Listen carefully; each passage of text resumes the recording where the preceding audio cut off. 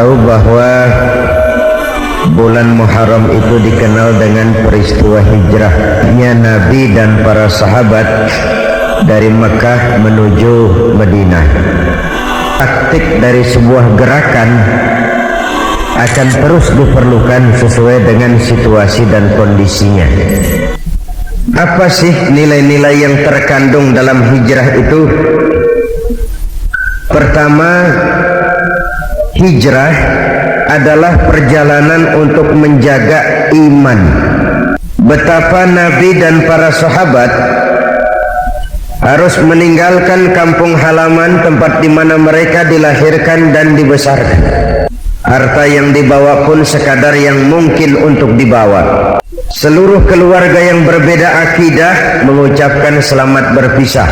Menempuh medan yang berat, gurun pasir yang gersang dan tandus yang terhampar sepanjang Mekah Madinah, tidak kurang 450 km. Kalau siang panasnya membakar kulit, kalau malam dinginnya menusuk ke tulang sumsum. Apa yang mereka perjuangkan? Jawabannya iman. Perjalanan menjaga iman melahirkan kebahagiaan batin. Kalau batin bahagia, penderitaan badan tidak lagi terasa. Kalau orang berbuat karena iman, yang jauh itu dekat rasanya, yang lemah jadi kuat, yang takut jadi berani. Oleh sebab itu, memasuki tahun baru Hijriyah harus dengan semangat untuk meningkatkan keimanan. Ilmu buat hidup jadi mudah. Seni membikin hidup jadi indah. Iman membuat hidup jadi terarah. Pantas kalau ayat yang pertama turun sudah berkata Iqra. Jadi ilmu bikin hidup jadi mudah. Allah tidak cuma memberi otak, Allah juga memberi hati.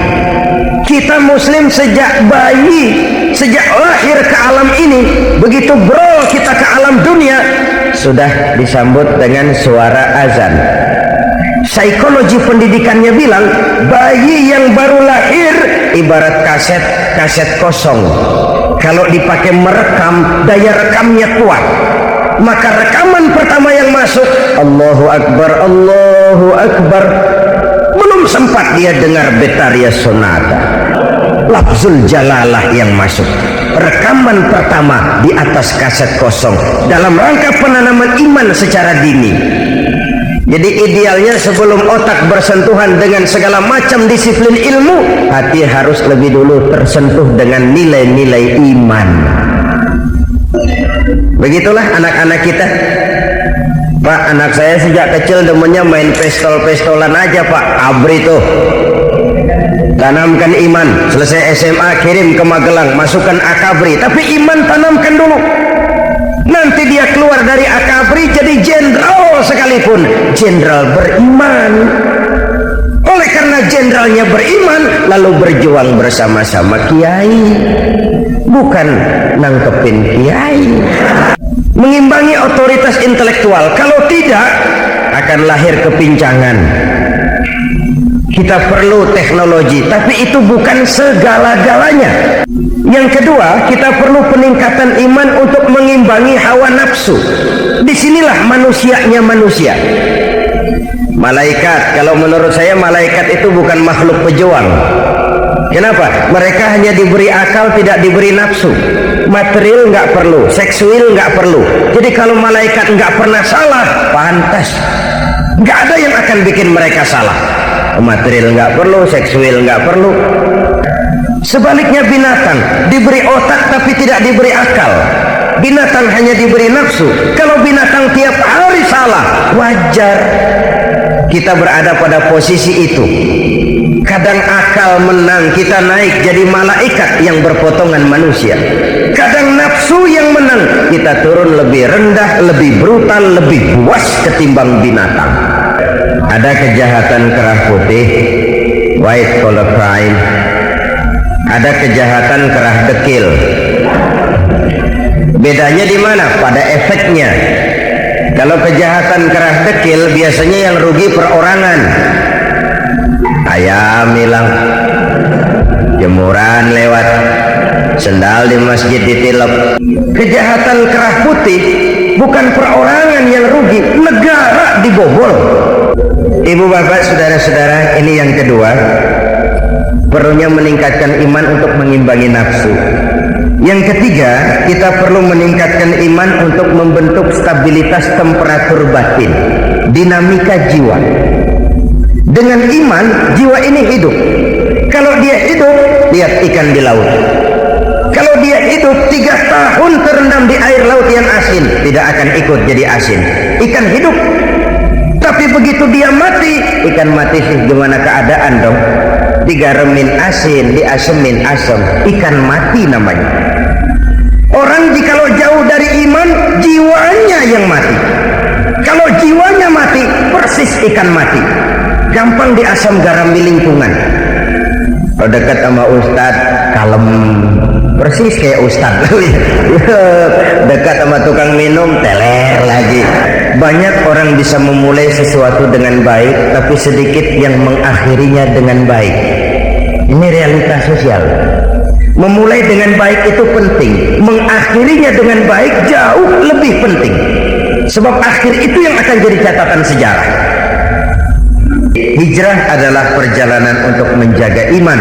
Nah, lalu tandanya iman meningkat itu dari mana? Ya dari amaliyah kita. Strom bisa menimbulkan bunyi, strom bisa menimbulkan sinar, strom bisa menimbulkan gerak. Bunyi, sinar, gerak hanya refleksi yang ditimbulkan oleh strom. Strom itulah iman. Karena iman kita rukuk dan sujud, itu refleksi, gejala. Karena iman kita jihad, karena iman kita haji ke Mekah, karena iman kita puasa, itu semua gejala. Sekarang kalau strom ada tapi nggak bunyi, anak-anak juga ngerti, konslet. Ngaku beriman, sembahyang nggak mau. Yang kedua, hijrah adalah perjalanan ukhuwah. Coba lihat, orang Mekah yang hijrah ke Madinah kan disebut muhajirin. Orang Madinah yang menyambut orang Mekah dinamakan Ansor. Bagaimana orang Madinah menyambut kedatangan orang Mekah?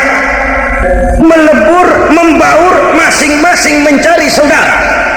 Saudaraku dari Mekah, selamat datang di Madinah. Enggak usah takut terlantar loh di sini. Rumah saya kamarnya 4, pakailah kamu 2, saya. Datang lagi yang lain, saudaraku dari Mekah, selamat datang di Madinah. Enggak usah takut lapar di sini. Kambing saya 6, ambillah kamu 3, saya 3. Ternyata ikatan akidah lebih kuat daripada ikatan darah. 14 abad yang lalu, dari sebuah kota kecil yang tidak ada dalam peta, sebelum Amerika teriak-teriak dengan apa yang ia banggakan sebagai Declaration of Independence, Nabi sudah mencanangkan cikal bakal pemikiran demokratis ketika beliau berkata, "An-nasu kulluhum li Adam, wa Adam min turab, la fadla li Arabiyyin ala ajamiyyin illa bittaqwa." Seluruh manusia berasal dari Adam. Adam diciptakan dari tanah. Tidak ada kelebihan Arab dengan yang bukan Arab kecuali takwa. Maka memasuki tahun baru Muharram harus dengan semangat meningkatkan kebersamaan, menjaga kesatuan, persatuan, kerukunan dan kekompakan. Islam telah menyelamatkan kita dari ras diskriminasi. Saya pernah memberikan tabligh akbar di Stadion Tambak Sari, Surabaya, mengantar pertandingan sepak bola antara Persebaya Surabaya melawan PS Sarajevo Bosnia dalam rangka cari dana untuk Bosnia.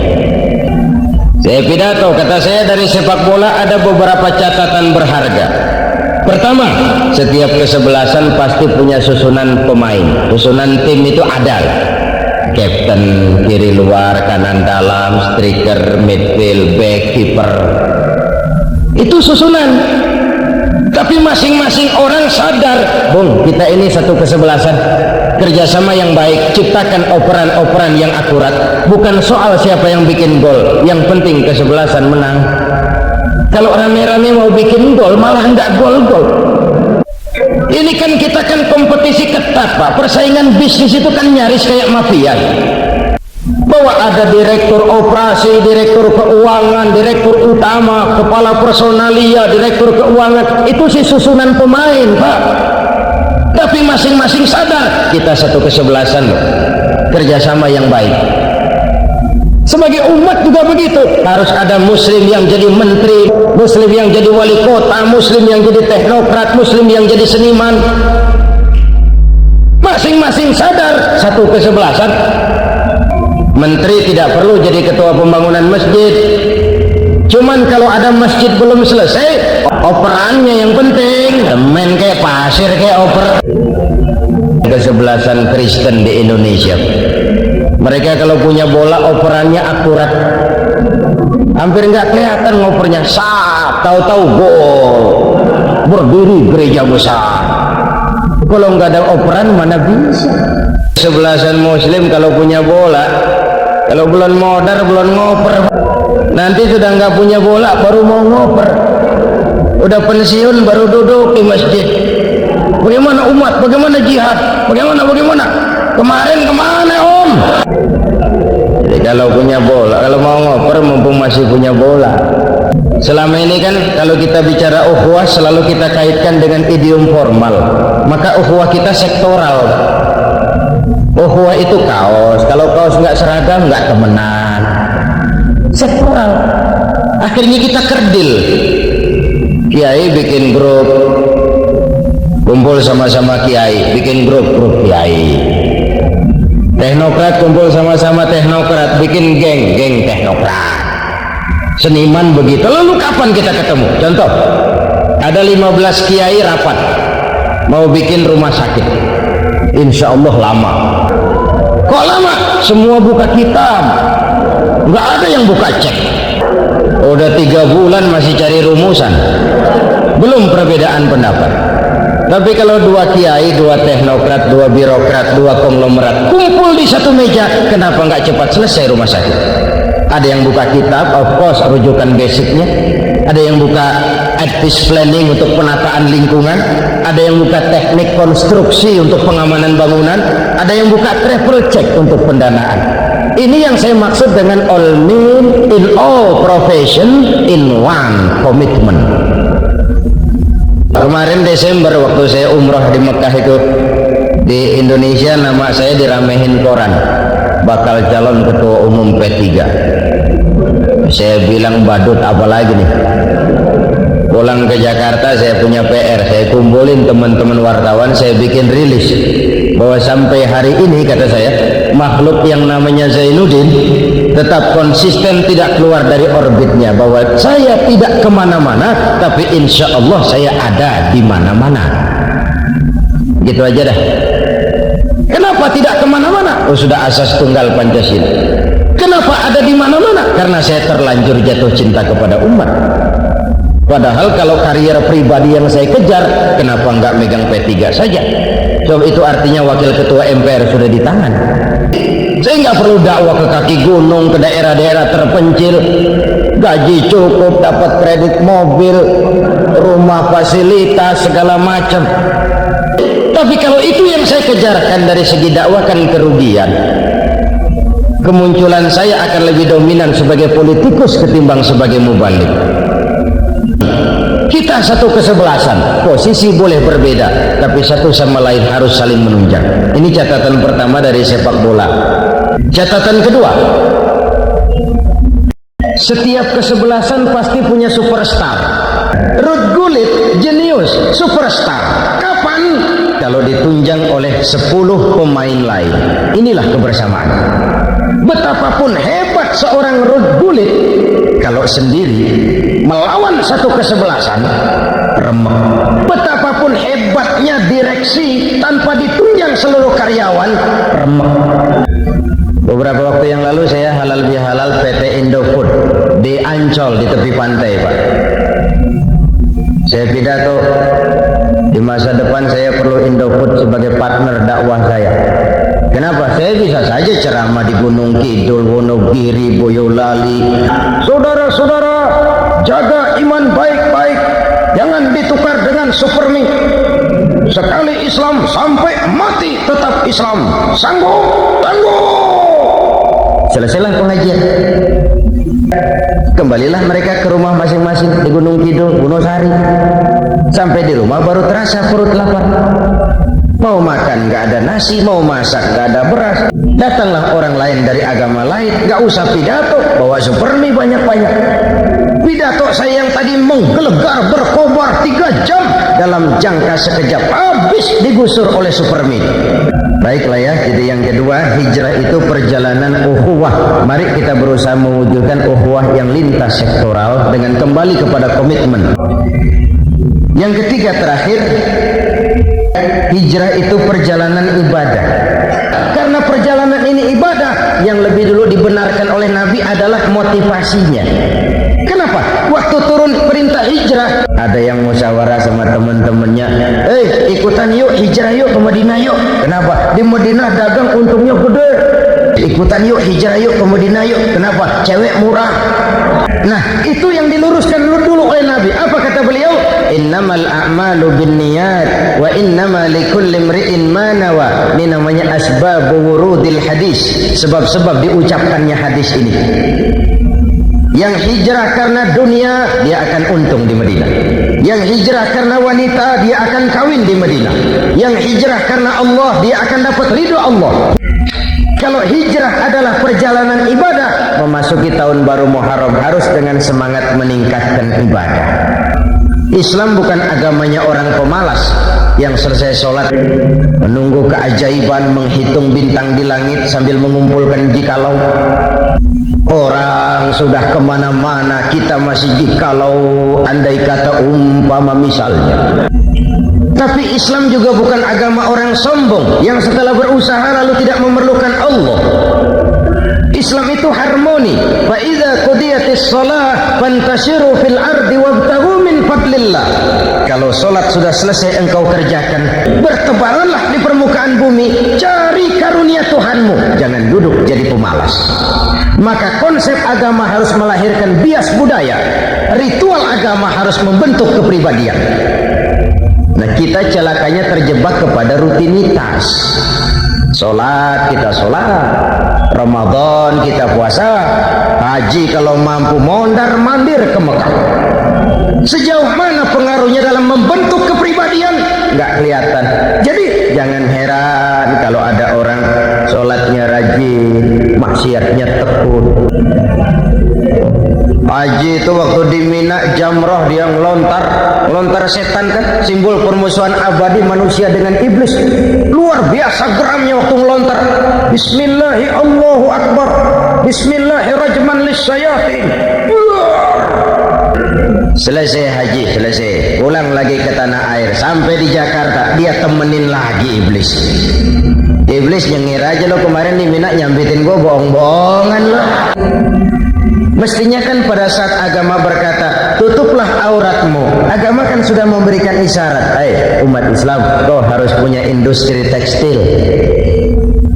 Ketika agama berkata jagalah kebersihan, kebersihan itu bagian dari iman, ia sudah berisyarat, kuasai teknologi canggih, temukan mesin pembersih, dirikan pabrik deterjen. Islam mau kita ini jadi subjek, bukan jadi objek. Islam mau kita ini jadi pemain, bukan jadi penonton. Harmoni dalam berbagai aspeknya. Bekerjalah sebagaimana harusnya, gunakan teknologi yang paling canggih, pakai tenaga yang paling profesional, gunakan manajemen yang paling mutakhir, tapi di belakang itu jangan lupa minta tolong kepada Allah. Inilah keseimbangan. Kenapa? Manusia hanya wajib berusaha, tapi tidak pernah wajib berhasil. Hasil itu haknya Allah. Yang berusaha saja tidak wajib berhasil, apalagi yang tidak berusaha. Seluruh kejadian dalam alam itu hanya terjadi karena dua proses. Pertama proses kauniyah, ini kausal namanya. Ini bisa dianalisa, direkayasa, diperhitungkan, ditargetkan. Kalau ada anak kecil otak mikir nih anak nih pasti ada ibunya, pasti ada bapaknya. Oke, itu kauniyah namanya kausal. Ibu bapak sebab, anak akibat. Ada ibu, ada bapak, lalu ada anak. Sekarang kalau Allah yang mau, Adam, ibu enggak ada, bapak enggak ada. Allah mau jadi. bisa dikaji secara eksak. Bagaimana proses terjadinya Adam menurut antropologi budaya? Buntu. Di situ otak harus tahu diri. Mau diilmiahkan apa wong prosesnya lewat kun fayakun. Nabi Isa, ibu ada, bapak tidak ada. Allah mau jadi. Api itu kan panas membakar. Kalau Allah mau api panas ya panas, kalau tidak ya tidak. Panas dan tidaknya bukan untuk Allah, untuk makhluk. Maka Nabi Ibrahim ketika oleh Raja Namrus dilempar ke kobaran api yang menggunung, seujung rambut beliau tidak terbakar. Sebab hampir saja beliau masuk api, Allah komandokan api, ya naru kuni bardan wa salaman ala Ibrahim, seperti diceritakan Quran. Hai api, dinginlah kau, selamatkan Ibrahim. Api tunduk kepada perintah Allah, dingin, seujung rambut Ibrahim tidak terbakar. Ini nggak bisa dipelajarin. Dulu orang-orang tua kita berjuang melawan Belanda, senjatanya kan bambu runcing. Jenderal mana yang mau taruhan bambu runcing ngelawan tank? Impossible, tidak mungkin. Entoh nyatanya kita merdeka. Lalu para pendiri negara kita dengan jujur mencantumkan dalam mukaddimah undang-undang dasar negara kita, dengan berkat rahmat Allah yang maha kuasa, sebuah pengakuan yang sangat jujur bahwa Allah campur tangan dalam proses kemerdekaan negara ini. Kalau tidak, impossible. Orang pergi haji ke Mekah kan harus punya uang. Gak ada uang, selamat melamun. Rasio. Sekarang kalau Allah yang mau kita ke Mekah, Allah yang panggil kita ke Mekah, pasti berangkat. Caranya Allah maha kaya. Terjadilah proses yang oleh Quran disebut min haitsu la yahtasib. Tidak pernah kita sangka sebelumnya. Ada yang bayarin. Untuk minta tolong kepada Allah, jangan lupa nomor telepon Allah 44342. Jumlahnya 17. Ini nomor turun di puncak Mi'raj. Zuhur, asar, maghrib, isya, subuh. Selain pakai telepon umum, cobalah pakai saluran khusus. Angkanya berapa? 222 ditambah ujungnya 3. Kenapa? Kapan itu? Tengah malam. Kenapa tengah malam? Lebih cepat sambung. Kenapa? Tengah malam kan orang banyak tidur, saluran kosong, telepon jarang yang pakai. Wa minal laili fatahajjad bih. Nun di keheningan malam bangun kau tahajud. Di situ kedamaian batin, ketentraman rohani, ketenangan jiwa. Di mana letak keseimbangannya? Bekerjalah untuk duniamu seolah kau akan hidup selamanya. Bekerjalah buat akhiratmu seolah kau akan mati besok. Jadi kalau kita sudah di kantor, di tempat tugas, di lapangan, anggap saja kita akan hidup selamanya, supaya timbul gairah kerja. Kalau sudah sholat menghadap Allah, anggap saja kita akan mati besok, supaya timbul khusyuknya. Dalam Islam orang kaya diperintah membantu yang miskin, itu betul. Tapi juga dalam Islam orang miskin dianjurkan berusaha, jangan hidup jadi beban bagi orang lain, kan seimbang. Dalam Islam tuan rumah harus menghormatin tamu, tapi juga dalam Islam tamu dianjurkan tahu diri, itu seimbang. Jadi keimanan, kebersamaan, dan keseimbangan.